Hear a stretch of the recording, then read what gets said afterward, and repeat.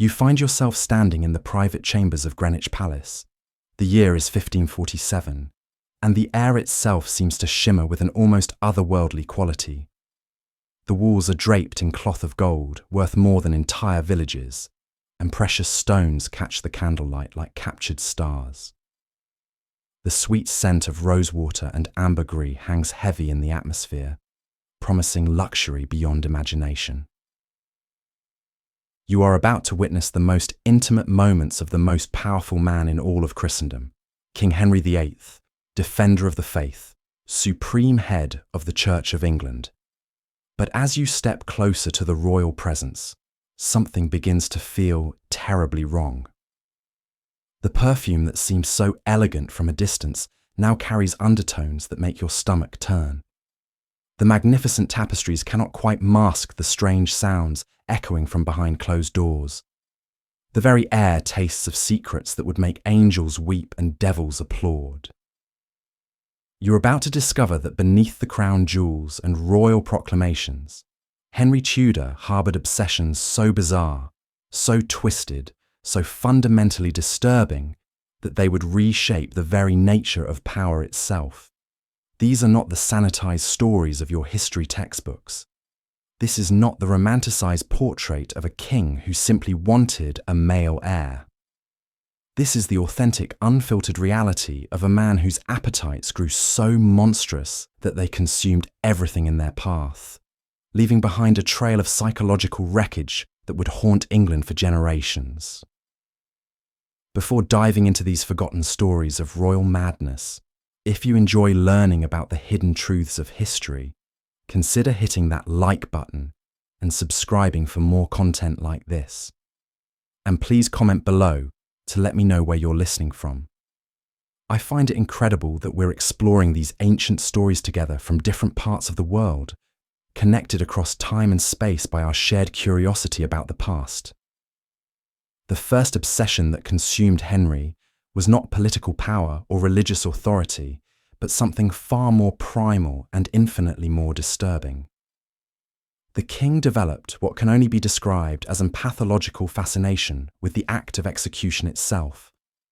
This was not merely the casual brutality of medieval justice. This was something deeper, more personal, more psychologically twisted than anything his predecessors had ever displayed. Henry would spend hours, sometimes entire days, planning the specific details of how his enemies would die. He would dictate precise instructions about the type of axe to be used, the height of the scaffold, the number of witnesses required, even the exact words that the condemned should speak before their death.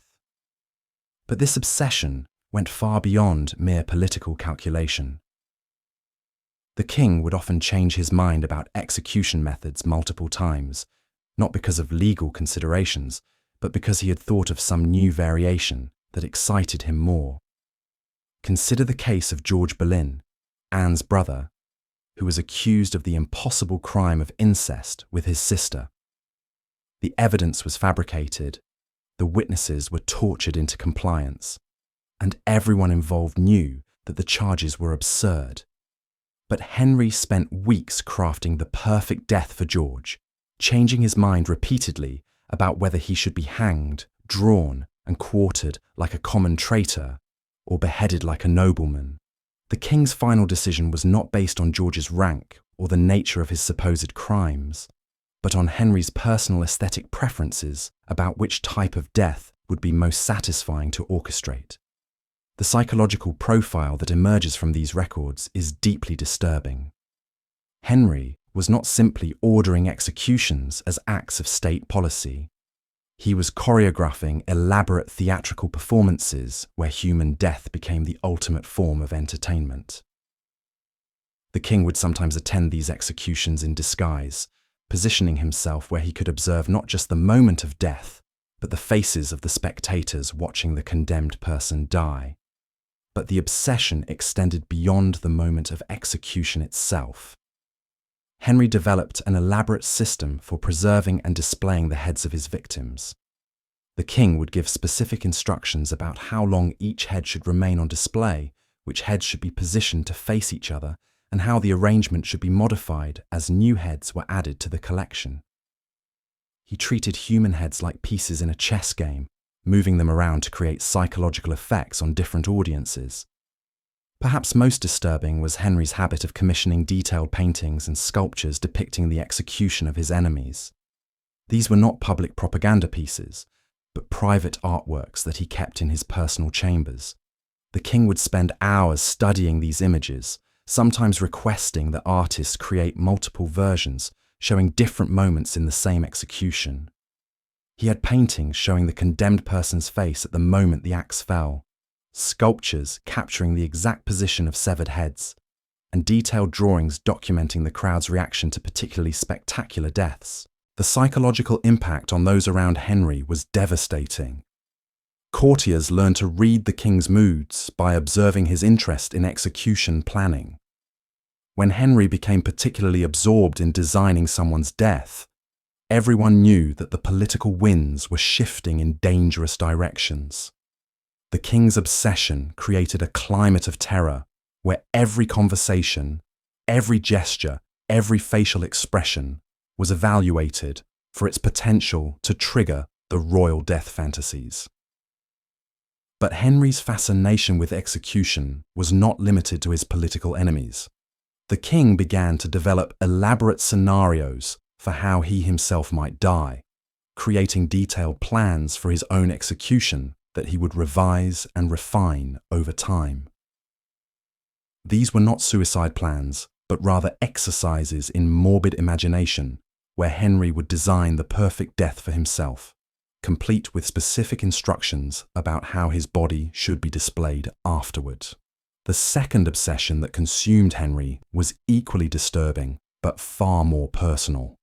The king developed what can only be described as a pathological need to control and monitor the bodily functions of everyone around him.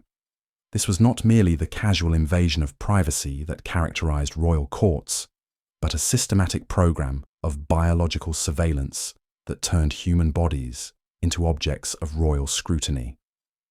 Henry required detailed daily reports about the bathroom habits of his wives, his children, his courtiers, and his servants. These reports were not medical documents designed to monitor health, but elaborate catalogues of intimate biological information that the king would study with the same intensity that other monarchs devoted to military strategy or economic policy. The king maintained detailed records of who had eaten what, when they had relieved themselves, what the colour and consistency of their waste had been, and how long each person had spent in the privy. But this obsession extended far beyond mere record keeping. Henry would sometimes demand that courtiers provide physical samples of their bodily waste for royal inspection. The king claimed that he could determine a person's loyalty, their health, their moral character, and their potential for treachery by examining their excrement. This was not medieval medicine, but a twisted form of biological fortune telling that turned human waste into a tool of political control. The psychological dynamics of this obsession were deeply sadistic. Henry understood that forcing people to submit to this level of biological surveillance was a form of psychological torture that broke down their sense of personal dignity and autonomy. By reducing powerful nobles to the level of laboratory specimens whose waste products were subject to royal scrutiny, the king created a hierarchy of humiliation that reinforced his absolute power in the most intimate possible way. The king's own bathroom habits became elaborate ceremonial performances that combined religious ritual with psychological theatre. Henry would spend hours in his private chambers, not because he needed that time for biological functions, but because he enjoyed the power of making important people wait while he performed what he called his sacred ablutions.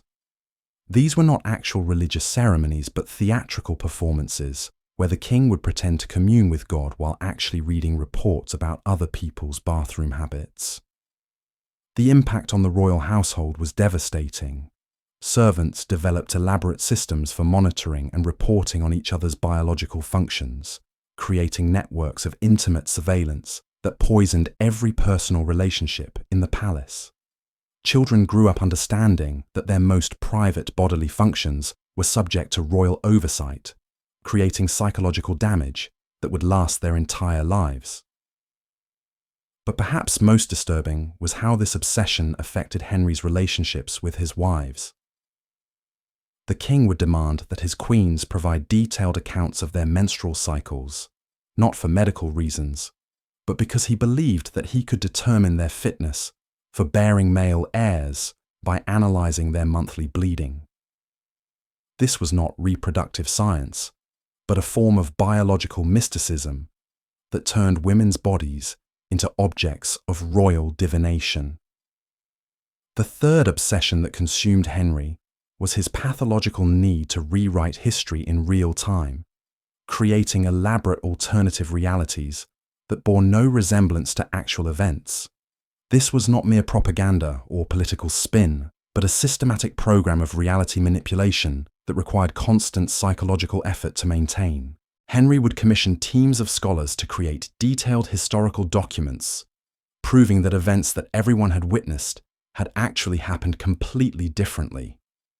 These were not simple lies, but elaborate alternative histories, complete with forged documents, manufactured witnesses, and detailed timelines that contradicted everyone's lived experience.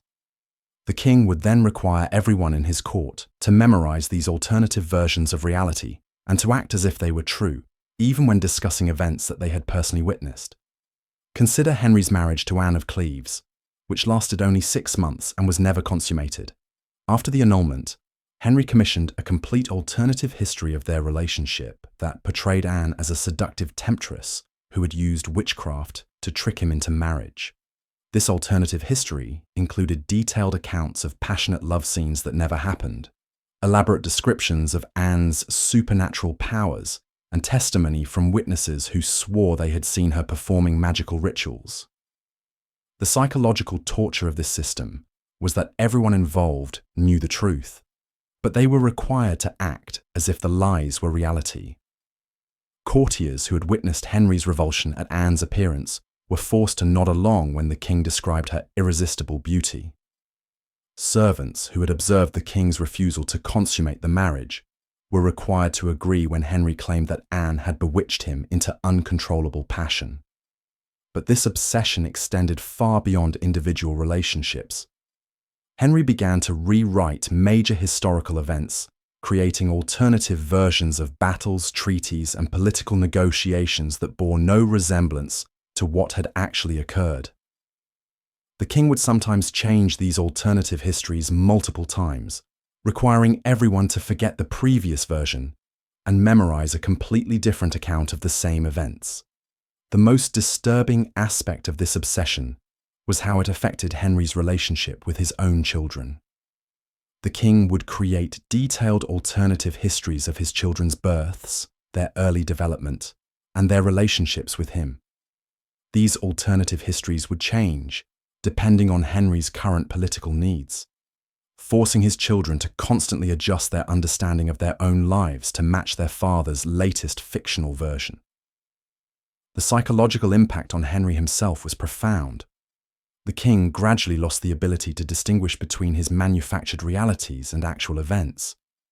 He would sometimes become genuinely confused about which version of events was true, leading to moments of psychological crisis where he would rage against courtiers for failing to remember things that had never actually happened.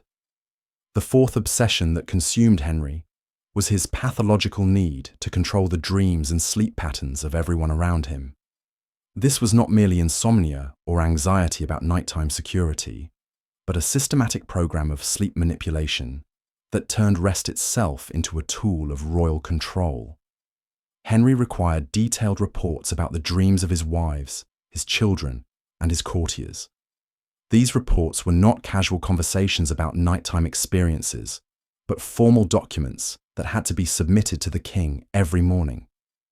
The reports had to include specific details about the content of each dream, the emotions experienced during the dream, and the dreamer's interpretation of what the dream might mean. But this obsession went far beyond mere curiosity about other people's subconscious minds. Henry believed that he could control the dreams of others through a combination of dietary manipulation, environmental changes, and psychological conditioning. The king would order specific foods to be given to particular people before bed, believing that certain combinations of ingredients would produce specific types of dreams. The king's own sleep became an elaborate ritual that consumed hours of preparation and involved multiple servants, musicians, and what he called dream architects. These were courtiers whose job was to create the perfect psychological environment for Henry to have the specific dreams that he wanted. They would burn particular incenses, play certain musical compositions, and arrange objects in his bedchamber according to complicated formulas that the king believed would influence his subconscious mind. The psychological cruelty of this system was that it turned the most private and vulnerable moments of human experience into objects of royal surveillance and control. People could not even find refuge in sleep because their dreams were subject to royal scrutiny and manipulation. The knowledge that their subconscious minds were being monitored and controlled created a level of psychological stress that drove many courtiers to the edge of madness. But perhaps most disturbing was how this obsession affected Henry's relationship with his own unconscious mind. The king became increasingly afraid of his own dreams, believing that they contained messages from God, warnings from the devil, or prophecies about his own death. He would sometimes wake up in the middle of the night and demand that his dream architects immediately create environmental changes to prevent unwanted dreams from returning. The fifth obsession that consumed Henry was his pathological fascination with the concept of virginity, not as a moral or religious principle, but as a physical commodity that could be measured, evaluated, and controlled. This obsession went far beyond his well-documented concerns about the sexual purity of his wives and extended to a systematic program of virginity surveillance that affected every woman in his court. Henry commissioned detailed medical examinations of noble women, not for health reasons, but to create what he called a purity catalogue that documented the sexual status of every female in his kingdom. These examinations were conducted by physicians who had been trained in specific techniques for determining virginity, techniques that were both medically worthless and psychologically traumatic for the women involved. The king maintained detailed records of these examinations, creating elaborate charts and graphs that tracked the sexual status of noble families across generations. He would use this information to make political decisions, arrange marriages, and determine which women were suitable for particular positions at court. The psychological impact was that women's entire social and political value was reduced to their sexual history, creating a system of biological hierarchy that dehumanized half the population. But this obsession extended beyond mere record keeping. Henry would sometimes demand that women provide physical proof of their virginity, requiring them to undergo repeated examinations to verify their status. The king believed that virginity was not a permanent state, but a condition that could be gained or lost through various activities, thoughts, or environmental influences. This led to elaborate rules about what virgins could eat, where they could go, and how they could behave to maintain their purity. The most disturbing aspect of this obsession was how it affected Henry's relationship with his own daughters. The king subjected Mary and Elizabeth to regular virginity examinations, not because he suspected them of sexual activity, but because he believed that royal virginity was a form of political capital that needed to be carefully monitored and preserved. These examinations were traumatic experiences that created lasting psychological damage and affected both women's relationships with their own bodies throughout their lives. The psychological framework that supported this obsession was deeply misogynistic and reflected Henry's fundamental inability to see women as complete human beings rather than collections of body parts that existed for male evaluation and control. The king's virginity obsession was not about protecting women's virtue. but about maintaining a system of biological ownership that treated female sexuality as property to be managed and controlled. The sixth obsession that consumed Henry was his pathological need to control the eating habits of everyone around him, not for health or economic reasons, but as a form of psychological warfare that turned food itself into a weapon of royal control. Henry required detailed reports about what every person in his court had eaten, when they had eaten it, how much they had consumed, and how they had reacted to different foods. These reports were not dietary records, but elaborate surveillance documents that the king would study to identify patterns that he believed revealed people's hidden thoughts, secret loyalties, and potential for treachery. The king believed that he could determine a person's character by observing their eating habits. People who ate quickly were considered potentially violent. Those who ate slowly were suspected of being secretive or deceptive. People who preferred certain flavors were categorized as having particular personality traits that might make them unsuitable for positions of trust. But this obsession extended far beyond mere observation.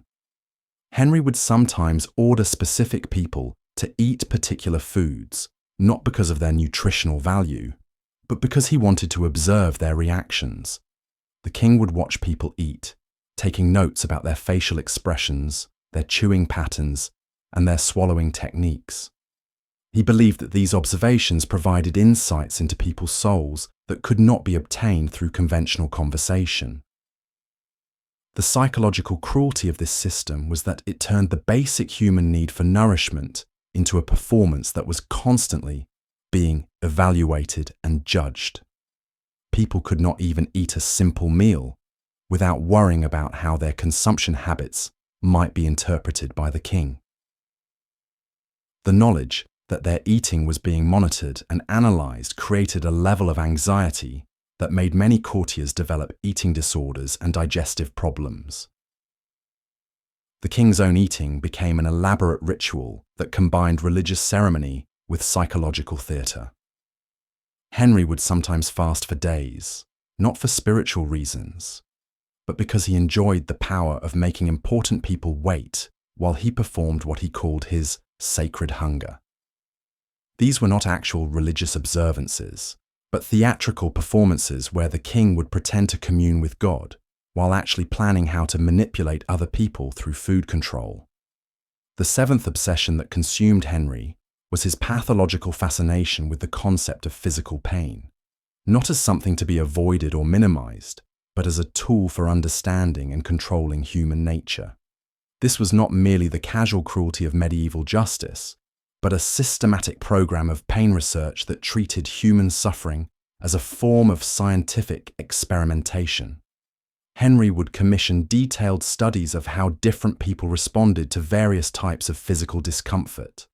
These studies were not medical research, but elaborate psychological experiments designed to identify the specific types of pain that would be most effective for controlling particular individuals.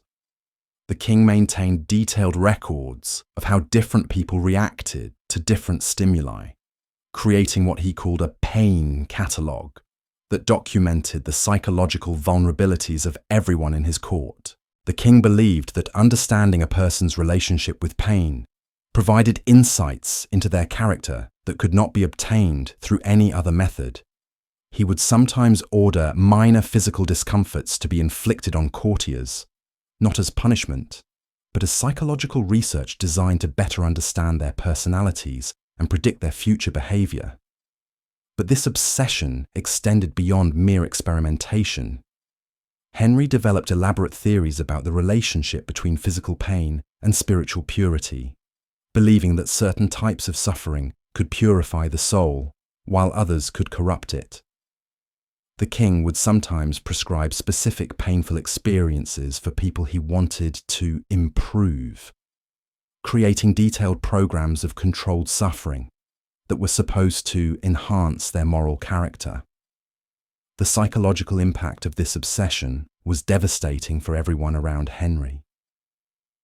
The knowledge that the king was constantly evaluating their relationship with pain created a climate of fear where people were afraid to show any sign of physical discomfort because it might be interpreted as weakness or moral failing. This led to a culture of competitive suffering where courtiers would endure increasingly extreme forms of pain to demonstrate their fitness for royal service. The eighth obsession that consumed Henry was his pathological need to control the aging process, not just for himself, but for everyone around him. This was not merely vanity or fear of death, but a systematic program of age manipulation that treated the natural process of human development as a form of rebellion against royal authority.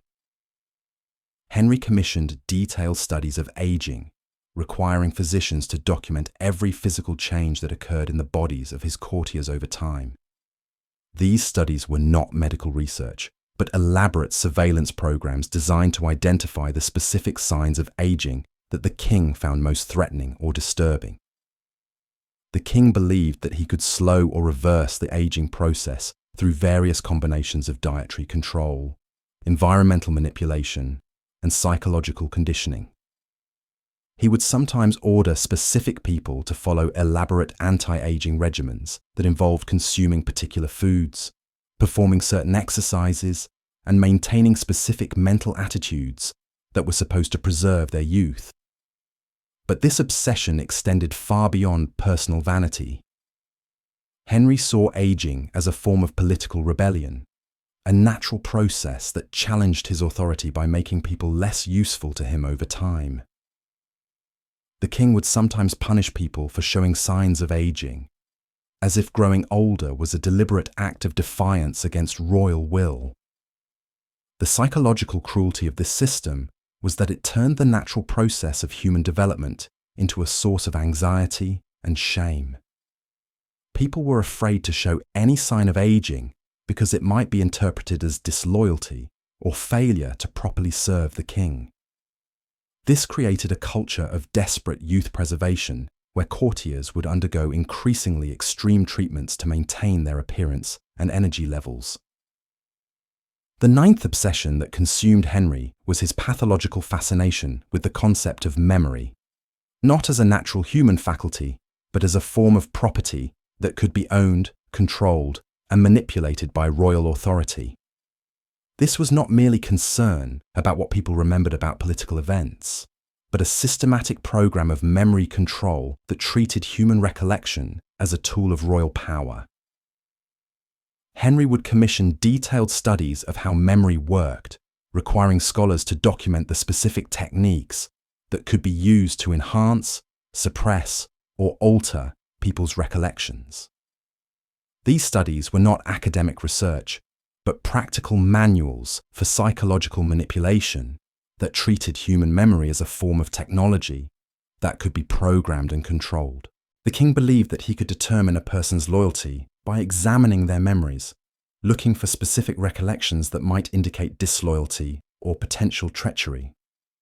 He would sometimes order people to provide detailed accounts of their memories, requiring them to describe not just what they remembered, but how they remembered it, what emotions were associated with particular recollections, and how their memories had changed over time.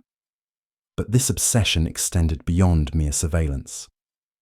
Henry would sometimes attempt to implant false memories in people's minds, using various combinations of suggestion, repetition, and psychological pressure to make them believe that events that had never occurred were actually part of their personal history. The king saw this as a form of mental architecture, a way of constructing people's psychological landscapes to better serve his political needs. The final obsession that consumed Henry was perhaps the most disturbing of all: his pathological need to control the deaths of others, not just by ordering executions, but by determining exactly how people would die, when they would die, and what their final moments would be like. This was not merely the power of life and death that came with royal authority, but a systematic program of death control that treated human mortality as a form of royal entertainment.